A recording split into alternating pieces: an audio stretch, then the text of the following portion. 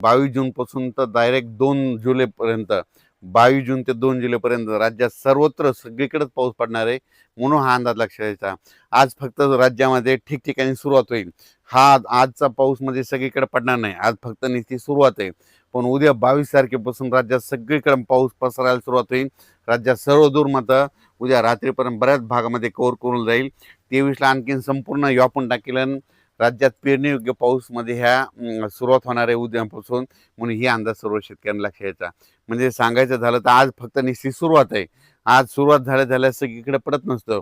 फक्त उद्यापासून मात्र 22 पासून मात्र तर 2 जुलैपर्यंत मात्र राज्यात सगळीकडे पाऊस पडणार आहे.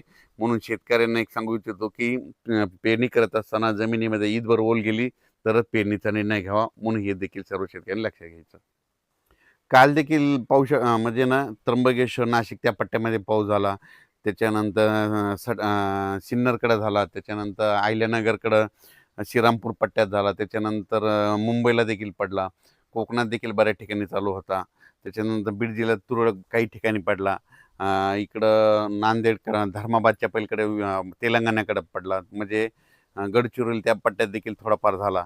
म्हणजे काल थोडी थोडी वाढला, आजपासून जरा जास्त प्रमाण वाढणार आहे. म्हणजे आजपासून म्हणजे सुरुवात जास्त आहे, पण उद्यापासून मात्र राज्यात सर्वत्र पाऊस येणार आहे, म्हणून हा अंदाज लक्षात घ्यायचा आणि आपण आपल्या पेरणीचं नियोजन करायचं. आणि राज्यातल्या सर्व शेतकऱ्याला सांगू इच्छितो की म्हणजे आता म्हणजे 21 जून ते 2 जुलैच्या दरम्यान राज्यात सगळीकडे पाऊस पडणार आहे आणि सगळ्या शेतकऱ्याची पेरणी सुरू होईल. पण परत शेतकऱ्यासाठी एक आनंदाची बातमी, हे जे म्हणत होते ना दुष्काळ, तर तुम्हाला सांगतो 2 जुलै राज्यात जुलै महिन्यात 2 जुलै ते 20 जुलैच्या दरम्यान राज्यात अतिवृष्टी होणार आहे. म्हणजे ठिकठिकाणी अतिवृष्टी होईल आणि बऱ्याच म्हणजे जवळपास मग ती काय होईल, मुंबईकडे अतिवृष्टी होईल, नाशिककडे होईल, पुण्याकडे होईल, इकडं उत्तर महाराष्ट्राकडे होईल. मग त्याच्यामुळे काय होईल, जे छोटे छोटे तळे आहेत त्याच्यामध्ये मात्र जुलै महिन्यात मात्र पाणी येणार आहे, म्हणून हा अंदाज लक्षायचा. जायकवाडी देखील जायकवाडीचे जे लाभ क्षेत्राचे उत्सवाल्यासाठी सुद्धा आनंदाची बातमी. जुलै महिन्यात काय होणार आहे, नाशिक उत्तर महाराष्ट्राकडे जोरदार मुसळधार अतिवृष्टी होणार आहे. त्याचं पाणी गोदावरीला येणार आहे, मग त्याच्यानंतर धरणामध्ये आवक यायला थोडीफार सुरुवात होईल.